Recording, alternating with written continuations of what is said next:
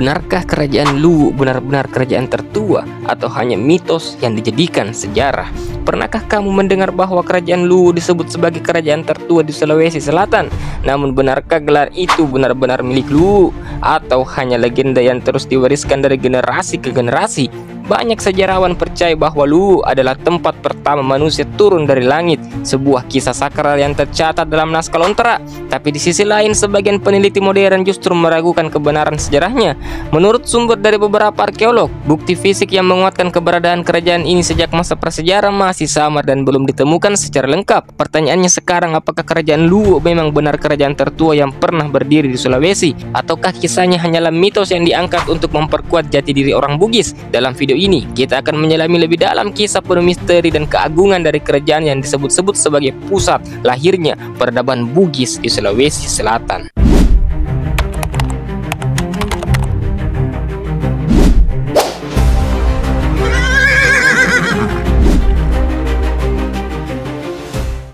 Menurut Lontera kuno, kerajaan Luwu merupakan kerajaan pertama yang berdiri di tanah Sulawesi. Dalam kisah yang ditulis pada naskah-naskah Bugis, diceritakan bahwa Batara Guru turun dari langit di daerah Ware, Malangke, dan menjadi raja pertama di Luwu. Batara Guru inilah yang kemudian menikah dengan Wenyili Timo, dan dari keturunannya lahirlah raja-raja besar yang kelak memerintah di berbagai daerah Bugis.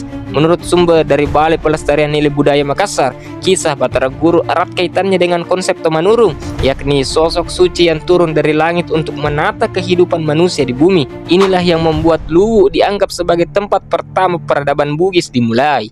Namun, menurut peneliti sejarah Christian Pelras dalam bukunya The Bugis yang terbit tahun 1996, meskipun Luwu sering dianggap sebagai asal muasal seluruh kerajaan Bugis, catatan sejarah menunjukkan bahwa pengaruh politik Luwu lambat laun berpindah ke wilayah selatan, ke kerajaan-kerajaan seperti Bone, Wajo, dan Goa. Pelras menulis bahwa Luwu tetap memiliki peran simbolik sebagai tanah asal leluhur, namun kekuasaan politiknya perlahan meredup seiring waktu. Di sisi lain, beberapa sejarawan modern menilai bahwa kisah awal kerajaan Luwu memiliki nuansa mitologis yang kuat. Menurut peneliti arkeolog dari Universitas Hasanuddin, struktur peninggalan yang ditemukan di wilayah Malangke baru menunjukkan aktivitas manusia sekitar abad ke-14 hingga 15 Masehi, bukan masa ribuan tahun sebelumnya seperti yang digambarkan dalam legenda. Hal inilah yang kemudian menimbulkan perdebatan antara sejarawan tradisional dan arkeolog modern tentang kapan sesungguhnya Luwu mulai berdiri sebagai kerajaan yang nyata. Kerajaan Luwu mencapai puncak kejayaannya pada abad ke-14 hingga ke-16 Masehi. Pada masa itu, Luwu dikenal sebagai pusat perdagangan besi terbesar di kawasan timur Nusantara. Menurut sumber dari karya Abdurrahman Basalama dalam Sejarah Sulawesi Selatan tahun 1985, besi dari Luwu terkenal tangguh dan menjadi bahan utama pembuatan senjata seperti badik, tombak yang digunakan oleh para bangsawan Bugis dan pasukan kerajaan. Letak strategis Luwu yang berada di pesisir Teluk Bone menjadikannya jalur perniagaan penting yang menghubungkan Bugis, Toraja, Maluku, bahkan Jawa. Dalam catatan Lontera, pelabuhan Luwu digambarkan sebagai pelabuhan yang ramai oleh kapal dagang. Aktivitas perdagangan ini membawa kemakmuran dan memperkuat posisi Luwu sebagai kerajaan berpengaruh di Sulawesi Selatan.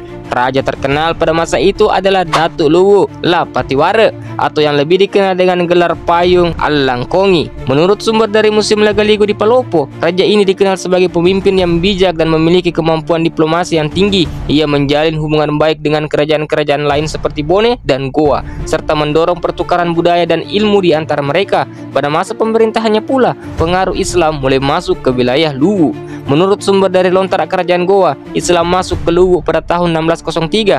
Hal ini menjadikan Luwu sebagai kerajaan Bugis pertama yang memeluk Islam, bahkan lebih dahulu dibanding Bone dan Wajo. Tokoh penting dalam penyebaran Islam di Luwu adalah Datuk Ribandang, ulama asal Minangkabau yang juga berperan dalam Islamisasi di kerajaan Goa dan Tallo. Raja Luwu yang pertama kali memeluk Islam adalah Lapatiware, yang kemudian bergelar Sultan Muhammad Waliul Yasin.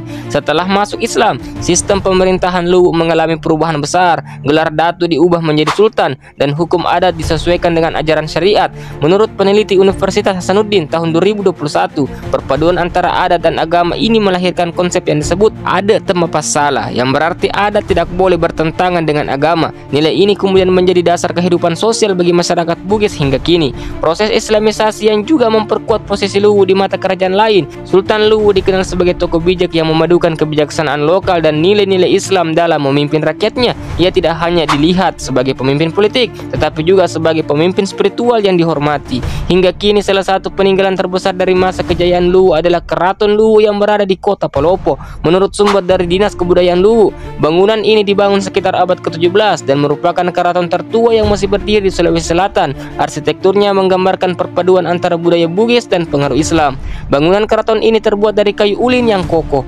Di dalamnya terdapat singgasan raja, simbol-simbol kerajaan, hingga makam para Sultan Luwu. Kini, bangunan tersebut difungsikan sebagai Museum Lagaligo, tempat menyimpan berbagai naskah lontera, benda pusaka, dan artefak sejarah kerajaan. Menurut sumber dari Tempo.co, pada tahun 2019, di dalam museum ini terdapat pusaka legendaris bernama Lasolang, sejenis senjata yang dipercaya memiliki kekuatan mistis. Banyak masyarakat percaya bahwa Lasolang adalah simbol kekuatan spiritual kerajaan Luwu dan hanya keturunan raja yang boleh menyentuhnya.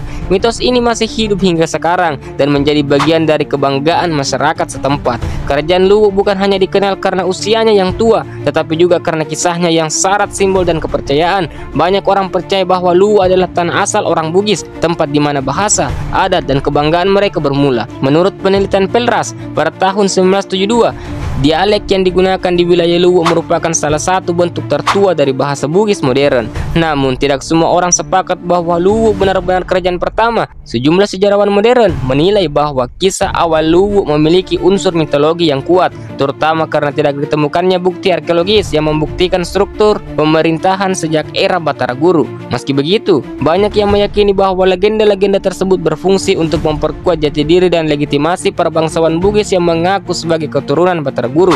Yang menarik, ketika banyak kerajaan di Nusantara runtuh akibat kolonialisme Belanda, Luwu tetap bertahan. Ia menjadi salah satu kerajaan terakhir yang masih diakui statusnya sebagai swapraja hingga awal tahun 1950-an.